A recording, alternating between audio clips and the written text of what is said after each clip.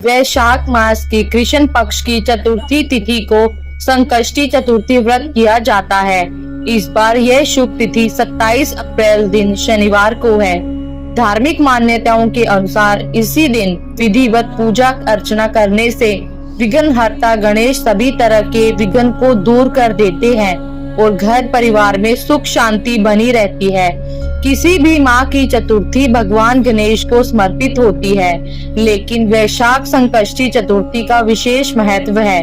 मान्यता है कि इस दिन व्रत करने और कथा सुनने से मात्र से ही भगवान गणेश का आशीर्वाद बना रहता है और सुख शांति और समृद्धि में अच्छी वृद्धि होती है। तो आइए जानते हैं वैशाख संकष्टी चतुर्थी की व्रत कथा। वैशाख संकष्टी चतुर्थी में वक्रतुंड गणेश की पूजा की जाती है। गणेश जी के सभी स्वरूपों में वक्रतुंड गणेश जल्दी कृपा करते हैं और भक्तों पर अपना आशीर्वाद बनाए रखते हैं। इस दिन कमल गट्टे के हलवे का भगवान गणेश को भोग लगाना चाहिए और सेवन करना चाहिए।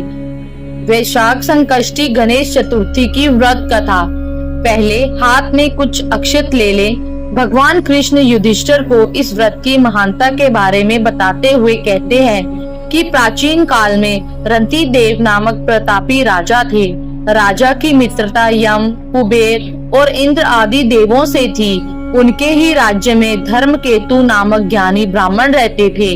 उनकी 2 पत्नियां थी, एक सुशीला और दूसरी चंचला। सुशीला कोई न कोई व्रत करती थी जिससे उसका शरीर दुर्बल हो गया।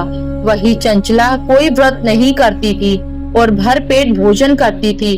कुछ दिनों बाद सुशीला को शुभ लक्षणों वाली एक कन्या हुई और चंचल को पुत्र रत्न की प्राप्ति हुई। कन्या की शुभता देखकर चंचला सुशीला को ताना देने लगी।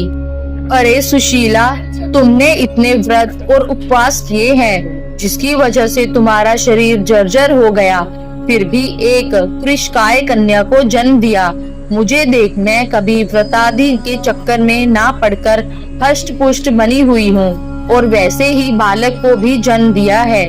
चंचला की बातें सुशीला के हृदय में चुभने लगी। वैशाख चतुर्थी के दिन सुशीला ने पूरी भक्ति भाव के साथ संकट नाशक गणेश चतुर्थी का व्रत किया। व्रत से प्रसन्न होकर गणेश जी ने दर्शन दिए। गणेश जी ने आशीर्वाद देते हुए कहा कि हे सुशीला, तेरी कन्या के मुख से मोती और मूंगा प्रवाहित होते रहेंगे और तुझे वेद शास्त्र वेता एक पुत्र भी होगा। वरदान को देने के बाद गणेश जी अंतर्ध्यान हो गए। वरदान के बाद कन्या के मुंह से मोती और मूंगा झड़ने लगे और कुछ दिनों बाद एक पुत्र की प्राप्ति भी हुई।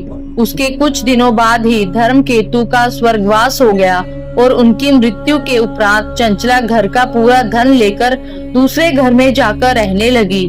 लेकिन सुशीला पति के घर में रहकर ही पुत्र और पुत्री का पालन पोषण करने लगी। कन्या की वजह से सुशीला के पास काफी धन एकत्रित हो गया। इस कारण चंचला सुशीला और उसके परिवार से ईर्ष्या करने लगी। एक दिन हत्या के उद्देश्य से चंचला ने सुशीला की कन्या को कुएं में धकेल दिया। कुएं में गणेश जी ने सुशीला की कन्या की रक्षा की और वापस माता के पास भेज दिया। कन्या को जीवित देखकर चंचला का मन उद्विग्न हो उठा। वे सोचने लगी कि जिसकी रक्षा स्वयं ईश्वर कर रहे हो उसे कौन मार सकता है। इधर सुशीला अपनी पुत्री को पुनः प्राप्त कर प्रसन्न हो गई और गणेश भगवान को धन्यवाद कहा और प्रार्थना की। चंचला सुशीला की कन्या के चरणों में नतमस्तक हो गई और अपने किए की माफी मांगने लगी।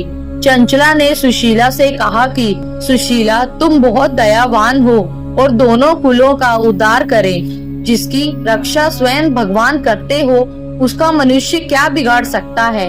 इसके बाद चंचला ने भी वैशाख मास के कृष्ण पक्ष की चतुर्थी तिथि का व्रत किया।